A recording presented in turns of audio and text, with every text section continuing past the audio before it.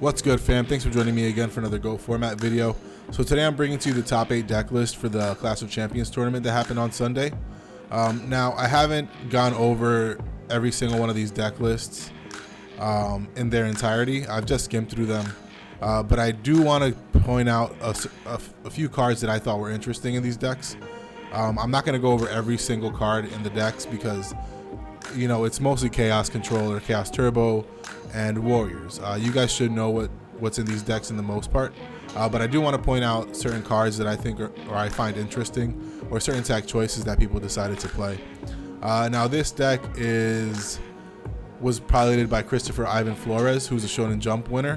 I'm not exactly sure which Shonen Jump he won, but he's a part of Team Rampage, which is one of the top 2 dominating teams in GoatFormat right now. Obviously, the other one is Team Overdose. I think the third most dominant team right now is Team LRG. But anyways, this says 7th place. The next deck is also going to say 7th place, so I'm just going to say this is the 8th place deck profile. So this is your standard Warriors. Obviously, he's playing the Skill Dark Magicians. In case you guys are wondering why people do play Skill Dark Magicians, it's because it beats over Kaiku. It's just a general beater. And also game 2, it gets through Kinetic Soldiers, whether it's in attack or defense mode. And it has a 1700 defense, so it's not even that bad of a defender. It's just a beefy card that people decide to play to beat over things and try to end the game early. Something that I do find interesting in this matchup is he's only playing 1 Trap Dust Shoot. And he's also playing a pair of compulsory evacuation devices. The reason I think that he's doing this is because lately the meta's gone in a certain way where Warriors is the deck that you see the most of if you play on the ladder on Dueling Book. Also, some of these other tournaments besides this one, most people are playing Warriors. So I'm assuming the Sekiretsu armor is there for a few reasons. Obviously, against Go Controller, against anything that has Metamorphosis with 1000 Eyes Restrict, you can get the 1000 Eyes Restrict off the board really quick without putting a Dark in the graveyard and, you know, without destroying it. Also, it makes it so that if you're playing against the mirror match, meaning the Warrior mirror match, you know, you're not susceptible to Sekiretsu armors, your Ring of Destruction. If they go ahead and snatch steal your monster, it's not going to die. I mean, they're not going to take it. And then same thing with the Trap Dust Shoot. Trap Dust Shoot's really there, you know, because opening Dust Shoot is really good, but in a format where everybody's sitting a whole bunch of cards, Trap Dust Shoot's not going to go off a lot of the time. So it's better to not run it, and if you are going to run it, maybe run one. You don't want to run multiples of them, because once you go into later games, you're not going to see them. I mean, when you see them, they're not going to be as good as they were. A couple of things that I want to point out in the side deck is Magical Cylinders. I remember posting a match last week. I'm not too sure exactly which match that was, but I'll go ahead and try to post that in the description below also. Somebody was playing against Warriors, and Cylinders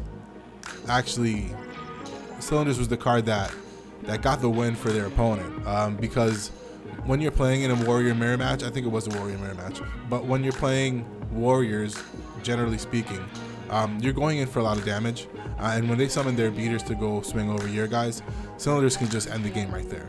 Another card I want to point out is Bottomless Trap Hole, because that's another card that you can bring in against any kind of aggro deck. So that's really good. I'm glad they chose to play these cards in the side deck.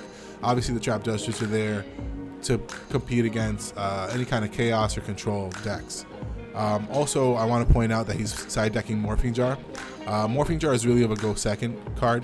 When you play against a lot of these control decks, once they gain advantage, or if they open Pot or Delinquent Duo against you, this is a card to get your advantage back. So I'm glad he played that.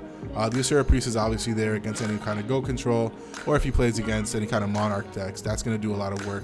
Same thing with these Evacs and these Dust Shoots. Those are going to do a lot of work against the Monarch decks. But let's go up, guys. The next deck that we have here was piloted by Simon Ginhut. I'm sorry if I mispronounced your name. But this is the seventh place deck list. He's playing Chaos Return, Chaos Recruiter Return. I mean, he's not playing Tomatoes, but he is playing the Shining Angel package with Roulette Barrel. If you guys are not sure what Roulette Barrel does, it says you roll a dice 2 times, and then you pick one of those results, and then you destroy a monster on the field with the result that you choose. So hopefully it turns into a Smashing Ground Also, it's just something to get off of Shining Angel after they're all gone, and you can put him in defense mode, and he's a big defender. There's really not much to say about this deck. I mean, he's obviously playing three Dekochis in case it gets Nobleman or cross out. Same thing with Gravekeeper Spy. If these get crossed out and these get crossed out, you can always go for game with return of return. I do want to point out that he's playing Sakuretsu armors, and this is also mainly because of what I mentioned before. Almost everybody's playing some kind of warrior deck, and Sakuretsu armor is really there to defend you from Mystical Swordsman level 2.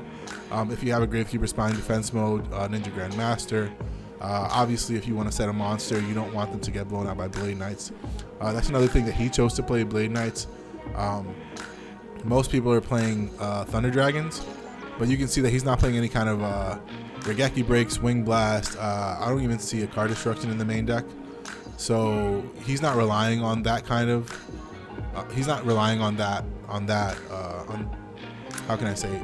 He's not relying on the turbo aspect of it.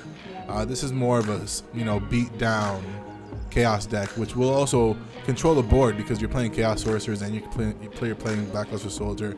You're playing your spies, so you can defend against things, and the coach is going to draw you a bunch of cards anyways. Now let's take a look at this side deck. What I find interesting here is the Cybersteins. I'm not 100% sure what the Cybersteins are for. I know that if you're playing against any kind of Reasoning Gate deck, you can go ahead and summon Last Warrior from another planet, and that's going to make sure that your opponent doesn't summon a whole bunch of guys. Against Warriors, you can drop King Dragoons, and their Sakuretsu armors are not going to go off.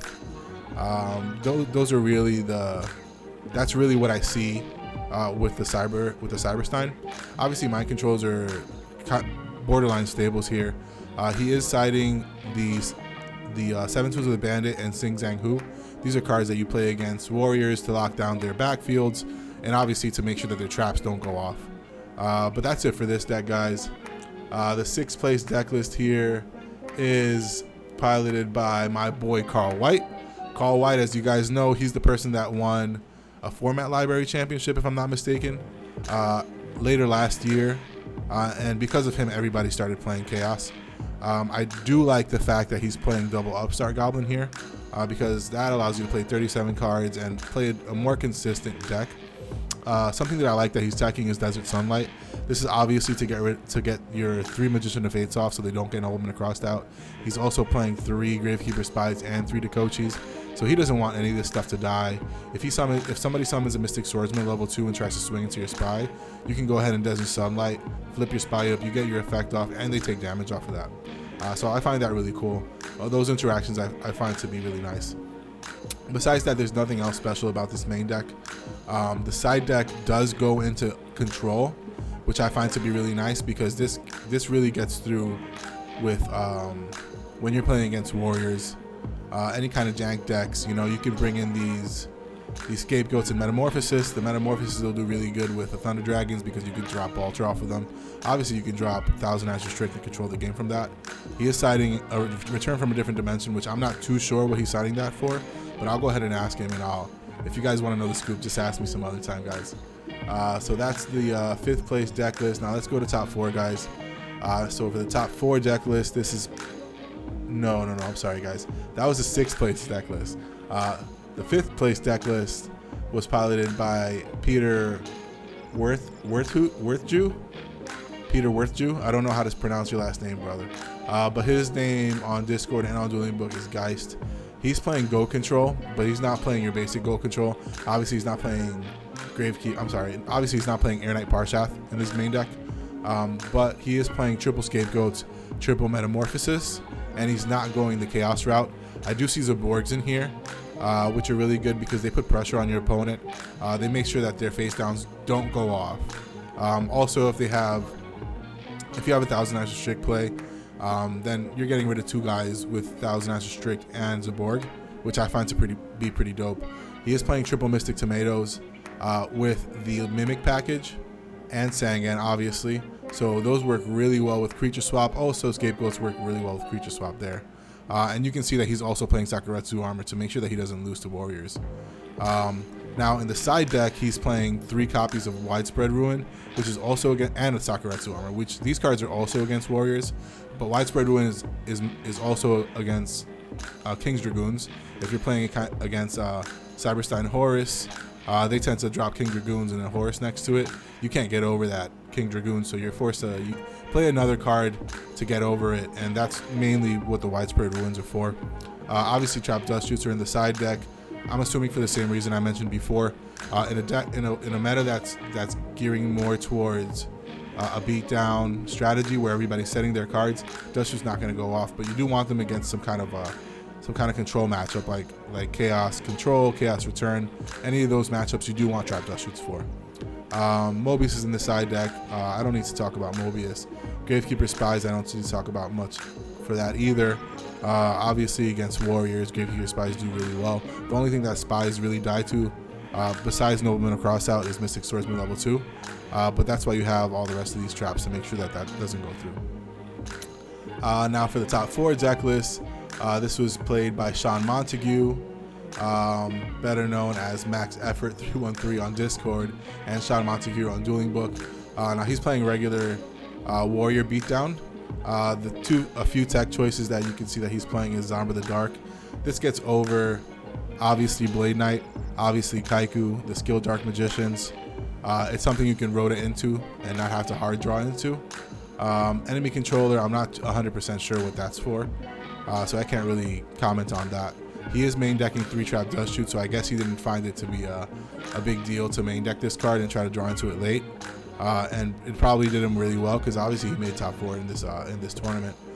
Besides that, in the main deck, there's really not much else to talk about. He is playing 2 Mystic Swordsman level 2, so he probably did assume that more people were going to play Chaos in this tournament. When you play against champions, you know, they tend to be better players. Better players do choose to play, you know, Chaos Control, Chaos Turbo. So he made a really good call in playing these the double level 2s. In the side deck, you see that he's playing Grin Kappa. I'm sure this is for any kind of burn strategy, anything playing level limits or gravity bind. Also against them in the mirror match, this card goes off, and you can go ahead and go in with your plays with everything else. Tsukiyomi does help in the mirror match. It also helps against any kind of decks that are playing Thousand Eyes Restrict. He's side decking Death Wombats, obviously that's for burn. Kinetic Soldiers are obviously for the mirror match. Noblemen's of Extermination are also for the mirror match, along with with Smashing Grounds and the Dust Tornado. And I'm assuming this Torrential Tribute is also there for the mirror match, and also probably there for Chaos Turbo or Chaos Return. Now that the 3rd place deck list was piloted by Johnny Lee. Now this is Chaos Turbo. This deck, there's not really much else to talk about. This is your very basic Chaos Turbo, Chaos Control deck.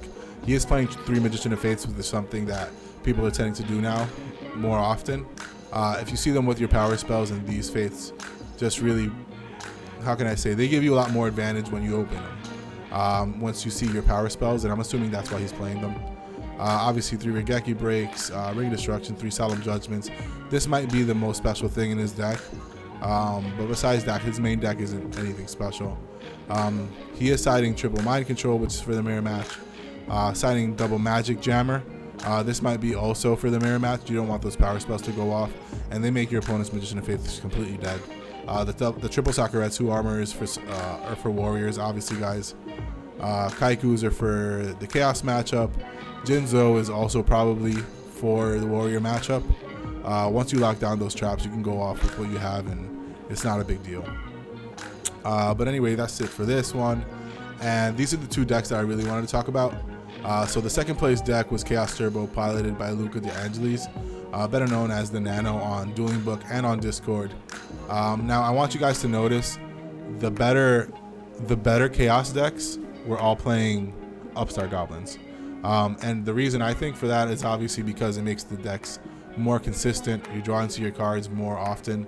He's only playing 2 Magician of Fates. Carl White, I think, was playing 3 Magician of Fates. Let's go back down and check. Carl White, yeah, he was playing 3 Magician of Fates. And, you know, obviously playing double Upstart Goblins with 3 Magician of Fates, that's something that gets you more of an advantage. Now, Luca's only playing 2 Moths, which is absolutely fine, but the Upstart Goblins also get you into the cards that you need to draw. He is playing the Triple Solemn Judgment package, and he's playing Wing Blast over Regeki Breaks, which is just a preference thing. It does make sure that Thousand Eyes Restrict doesn't go to the graveyard and put a Dark in there for you. So that's an advantage that it does have over Regeki Break. Now the side deck is really nothing special. Maybe Jaugen the Spiritualist, you can side deck against the Reasoning Gate decks, the Cyberstein decks. Once you plant him on the board and protect him, they can't get rid of him. And then it's just GG's from there. You can start summoning beaters and stuff like that. Maybe Zombras. You can even summon Dakoshis and start swinging. But once he's on the board, there's no getting over that. Also, if they make a board and you summon Jaugen, then he just Regeki Breaks the whole board. And then you can protect him and go off from there. Now, this is really the deck I wanted to talk about. This is Chris Perovic's first place deck list, better known as K Perovic on Discord and on Dueling Book. Shout out to Chris, man. I love you. Congratulations for winning. Now, this goes back to what I was saying before. The format is really leaning towards warriors. Obviously, you guys saw that most of these decks are chaos. But again, these are the better players, and better players choose to play decks that require a little bit more thinking, because you get more value out of them. These warrior decks are quote-unquote helmet, you know, but they can end the game really early for you. If you are a really good player and you're piloting warriors, it's also an advantage for you. But having more choices and more plays to do is usually what the better player wants to play with, because this way it brings a consistency to your play, as opposed to making sure that you have to draw to the monster, have to draw into the trap. Every card really does something with each other, as opposed to doing something separate. So this is why most better players decided to play Chaos. But anyways, cards to mention in this deck are the 2 Upstart Goblins with 3 Magician of Fates. Besides that, the monsters are all normal, the spells are all normal, but he is playing 3 Sakuretsu armors, and that's because he does not want to run into the warrior matchup. I'm sure that he knew that warriors were going to be a problem, and if he didn't play anything in the main deck to stop warriors, he probably wouldn't be in the first place slot. So this was a really good choice by Chris and by everybody else that decided to main deck Sakuretsu armors. I know this card kind of left the format, but after this weekend, you're going to see that a lot more people are going to start main decking Sakuretsu armor. Also, let's talk about the side deck. Obviously, Asura Priests are in here. He piloted Monarchs in a big tournament not too long ago. Monarchs obviously get cracked by Asura Priest. You don't get your soul exchanges, the Snatch Steal, Metamorphosis, Thousand Eyes doesn't do anything, and Brain Control doesn't do anything either. And also, Asura Priest gets rid of all the scapegoats if they choose to play them. Against Warriors, these Berserker Gorillas get rid of everything with the exception of Blade Knight. But obviously these Sakuretsu armors you're hoping to have so that the Blade Knights can go through. I do want to also mention that Chris decided not to play Night Assailants. I'm not too sure what that was for. Maybe he couldn't afford to maybe he just couldn't find space to play them.